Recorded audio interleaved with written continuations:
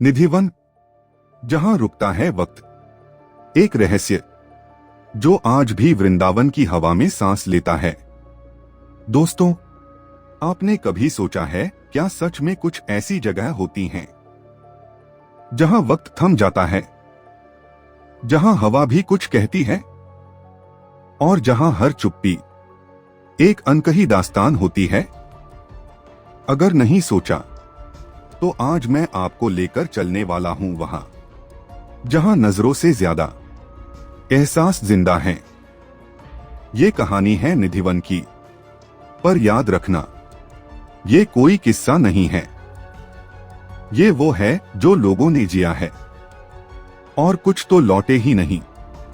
मैं हूं सन्नाटा बोल उठा से, और आज जो मैं सुनाने जा रहा हूं वो शायद आपने पहले कभी नहीं सुना होगा। साल था 2007। जून की तपती दोपहर। मैं अपने मम्मी पापा और दादी के साथ वृंदावन गया था। मकसद था बाके बिहारी के दर्शन।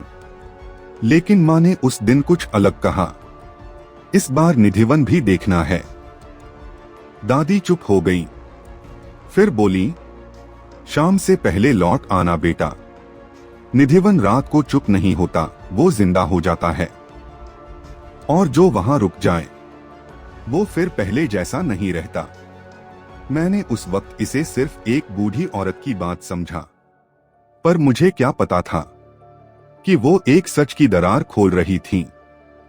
हम निधिवन पहुंचे, पर कुछ अजीब था। लोग थे पर आवाज नहीं थी। धूप थी पर गर्मी नहीं लग रही थी। और पेड़ सब एक ही दिशा में झुके हुए थे, जैसे किसी ने जोर से पकड़ा हो उन्हें। जमीन पर गोल गोल घिसे हुए निशान, जैसे कोई रात भर नाचा हो। बिना थके, बिना रुके माँ ने मेरी ओर देखा और धीमे से पूछा, क्या ये सच में होता है? तभी गाइड बोला, और उसका चेहरा पढ़ पाना मुश्किल था, यहां हर रात कुछ होता है, पर जो देख लेता है वो फिर कुछ कह नहीं पाता। गाइड ने फिर 5 बातें बताईं। 1, शाम के बाद कोई नहीं रुकता। 2, आरती के बाद दरवाजे खुद बंद हो जाते हैं। 3, रात को पान, चप्पल और मिठाई राधा कृष्ण के लिए रखे जाते हैं। 4, सुबह सब बिखरा हुआ मिलता है। 5, और कोई कैमरा यहां चल ही नहीं पाता। उसने कहा, जो रिकॉर्ड करने गया या तो उसकी तबीयत बिगड़ी या उसकी वीडियो कभी मिली ही नहीं। अब मैं थोड़ा सिहर गया था, लेकिन बात यहीं खत्म नहीं हुई। उसने हमें एक महिला की कहानी सुनाई। किरण शर्मा नाम था। वो दिल्ली से आई थीं। बहुत श्रद्धालु थीं। रासलीला अपनी आंखों से देखना चाहती थीं और चुपचाप रात में निधिवन में छिप गईं। सुबह जब मिली वो बस एक जगह बैठी थीं, ना बोल रही थीं, ना हिल रही थीं। जब पूछा गया क्या हुआ, तो उन्होंने बस एक बात कही, वो आए थे, मैंने देखा नहीं, बस महसूस किया। अब कुछ नहीं कह सकती। वो फिर कभी वृंदावन नहीं लौटी।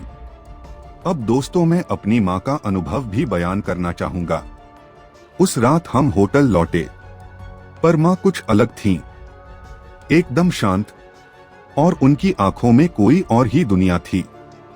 रात को वो अचानक उठी, खिड़की के पास खड़ी हो गई और बोलने लगी, सब नाच रहे हैं, राधा रानी कहाँ है? देखो, वो चले गए। हमने झिंझोड़ा उन्हें, पर माँ को कुछ याद नहीं था। अगले दिन से वो घंटों तुलसी के सामने बैठती रहीं और बार बार एक ही बात कहती, मैंने कुछ नहीं देखा, लेकिन सब महसूस किया है। अब आप सोच रहे होंगे, क्या ये सब मन का वहम है? तो चलो पूछते हैं, क्या मन का भ्रम सीसीटीवी बंद कर सकता है? क्या मन का भ्रम से हर पेड़ एक ही दिशा में झुक सकता है? क्या मिठाई, पान, चप्पल रात भर खुद ही हिल सकते हैं, या फिर कुछ है जो दिखता नहीं पर मौजूद है। अब हम जब वहां से निकल ही रहे थे तो हमने देखा एक बुजुर्ग पुजारी बाबा चुपचाप बैठे थे। हमने उनके पास जाकर पूछा, बाबा ये सब क्या है? वो बोले, नहीं कुछ भी, बस कुछ पल देखते रहे। और फिर धीरे से बोले, निधिवन में जो होता है वो सत्य नहीं, वो सत्य से भी आगे है। वहां सवाल मत लेकर जाओ बेटा, कभी कभी जवाब अपने आप आ जाते हैं। मैं आज भी नहीं कह सकता कि उस दिन मैंने क्या देखा, लेकिन हाँ, जो सुना, जो महसूस किया, वो मेरी रूह में बस गया।